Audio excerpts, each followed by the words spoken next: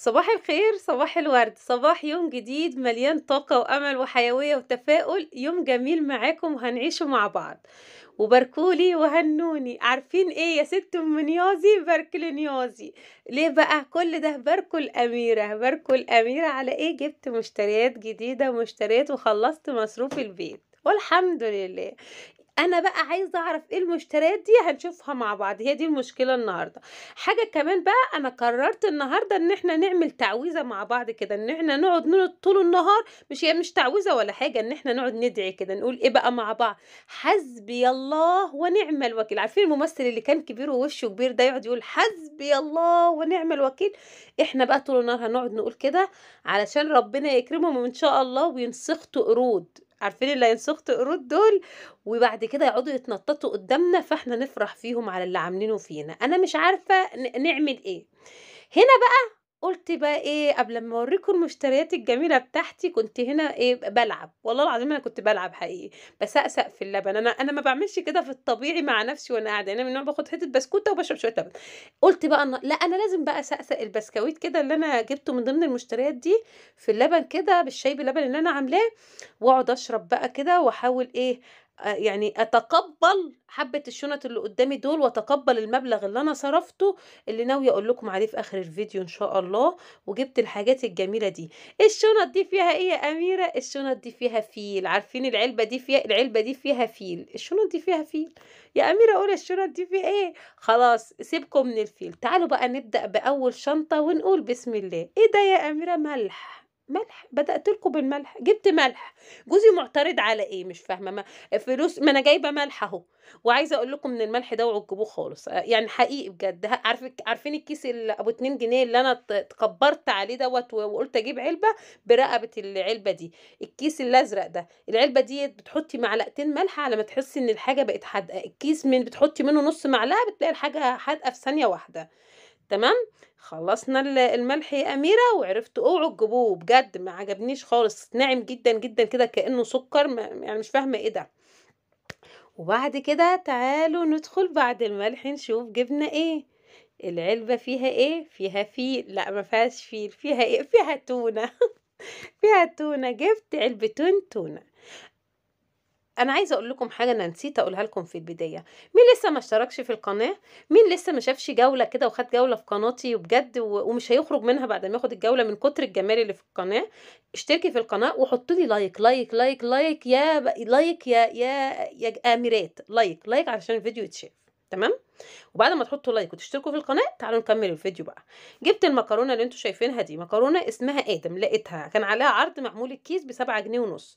وعلى فكره عجبتني، يعني انا اليوم اللي هنزل لكم فيه الفيديو جربت النوع الاسباجيتي بتاعتها، عجبتني حلوه جدا، زيها زي حوا وزي الملكه، يعني ما فرقتش عنهم حاجه. لما تشوفوها هاتوها. جبت منها كده 3 اكياس القلم، وجبت لمتنا دي بقى، لمتنا في اللي هي المقصوصه.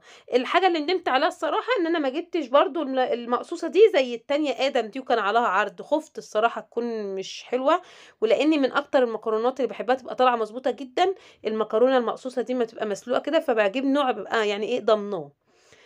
وجبت الشاي دوت. انا كنت الاول بستخدم شاي العروسه وليبتون، وبما انهم بقوا غاليين جدا وبقى فيه استهبال جامد، فبقيت اجيب الشاي ده. الشاي ده اسمه ريد ليبل بيني حاجه زي كده. الشاي ده حلو جدا على فكره، هيعجبكم. جربوا تجيبوه، يعني انتوا ما بتشوفوه اصلا في الهايبرات بتفتكروا ان هو كركديه او حاجه زي كده، لا هو شاي وطعمه حلو وسعره ارخص بكتير جدا عن العروسه، فرق بين 15 جنيه الفرق ما بينهم. وجبت اندومي لي انا والعيال. ما هو ده بقى، ده بقى الحاجات الفاضيه اللي انا ضيعت الفلوس عليها، اللي جوزي بيقول لي الفضل اللي انت جبتي اندومي لي انا وولادي من نفسي، يعني كان عليه عرض. ايوه عليه عرض خصم نص جنيه، بجيبه من جنبي كل يوم ب5 جنيه، جبته ب4 جنيه ونص من مكان ما بجيب. اعمل ايه؟ اقطع نفسي؟ لا مش هقطع نفسي. هنا بقى جبت ايه تاني يا اميره بعد ما هتقطعي نفسك؟ جبت عدس، نص كيلو العدس ده، كيس ده اسمه الشمس. بعد ما كنت هجيبه سايب، العدس السايب ابو جبه دوت، لقيته نص كيلو عامل 21 ونص. ببص لقيت الكيس ده ب23 جنيه، فقلت ما فيش فرق، ولا فرق بسيط جدا، وفي نفس الوقت يبقى ايه اللي في الكيس ده طبعا يعني ايه انضف. وجبت مرق الدجاج. وجبت هنا برضو ايه يا اميره؟ جبت فشار. جبت فشار عشان نعمل فشار برضو، يعني من حقنا من حقنا إن إحنا نتبسط، يعني هتبقى الأسعار عالية وهيطلع عنا ونحاول نوفّر على قد ما نقدر وما نبسطش نفسنا حتى بالفشار، لأ نبسط نفسنا بالفشار وهنبسط نفسنا بالإندومي، وهاقول لكم إيه تاني هنبسط نفسنا بيه دلوقتي. وجبتِ إيه تاني يا أميرة؟ دي بقى التوابل، جبت فلفل وكمون وجبت اسمه إيه، زعتر وجبت حبهان، الحاجات اللي أنا محتاجاها. وأنا عندي طبعًا بابريكا وعندي كركم، يعني أنا رُحت أشتري الحاجات اللي أنا محتاجاها وأكمّل على الحاجات اللي عندي. وجبت هنا بيكنج باودر وفانيليا.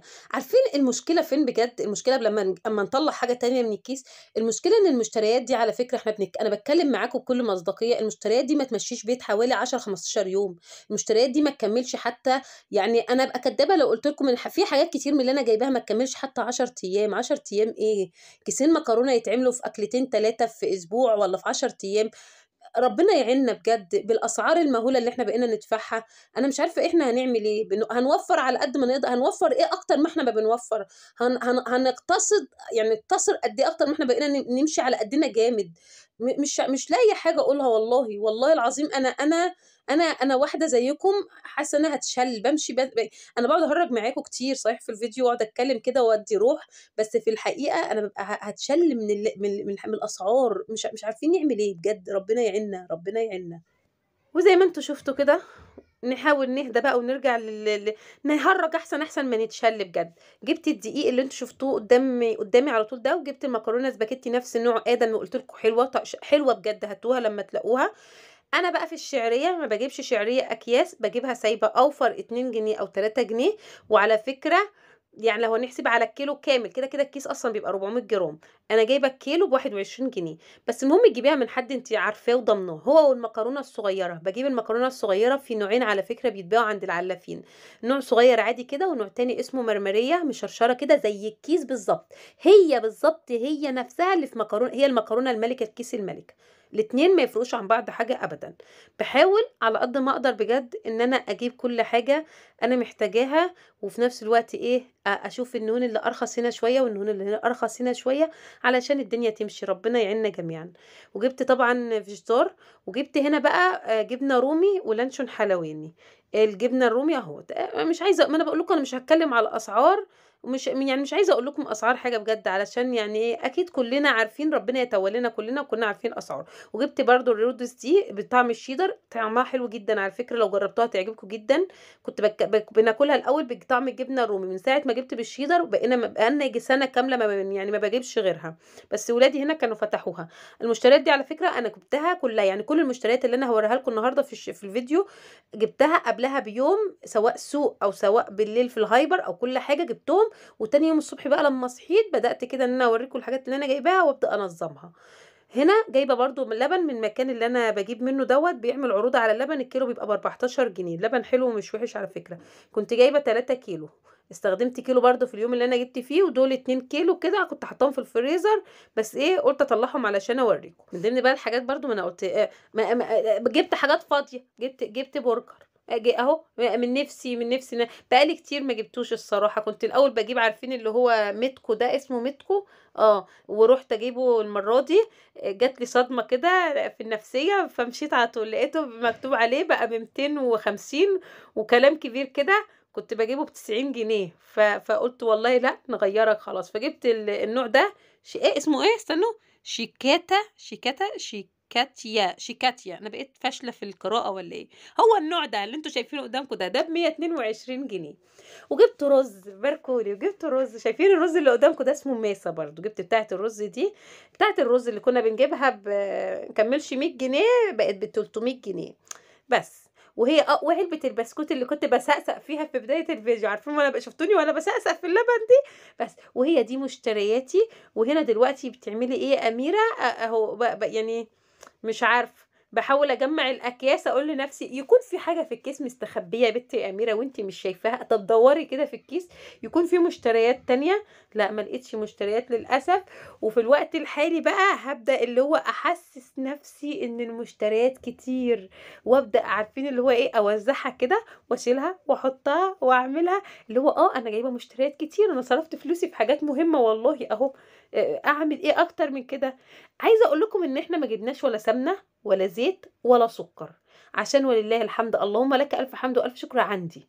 يعني اللي إحنا بنصرفه ده كله والحاجات الهبلة اللي قدامكم دي اللي عاملة لها حوالي شوية اللعب اللي قدامكم دول اللي عاملين 700 جنيه.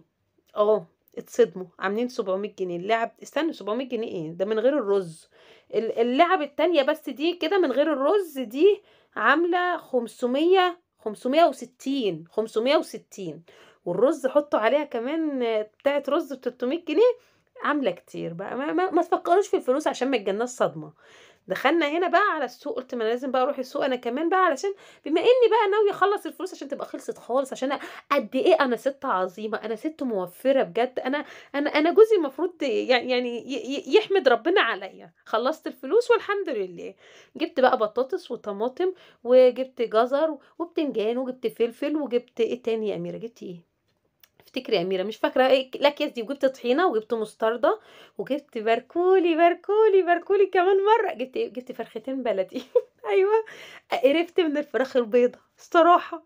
لقيت البلدي بقى ب90 جنيه. هو كان ب95 وب100، وفي يوم يعني ايه لقيت واحد تاني كده بيقول لي ب90. فقلت لا بقى، ده انا لازم استغل الفرصة. رخصت بقت ب90 جنيه. جبت فرختين.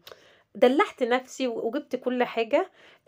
إن شاء الله الشهر هيكمل بكرم ربنا، وبكرم ربنا عليّا إن شاء الله هيكمل الشهر، وهنجيب كل اللي نفسنا فيه. واتبسطوا يا بنات، وما تعقدوش نفسكم وما تزعلوش خالص. مشتريات جميلة أهوّة، وحبيت أشارككم الفيديو دوّة عشان تعرفوا إن الدنيا جميلة لسه وأنا موجودة معاكم.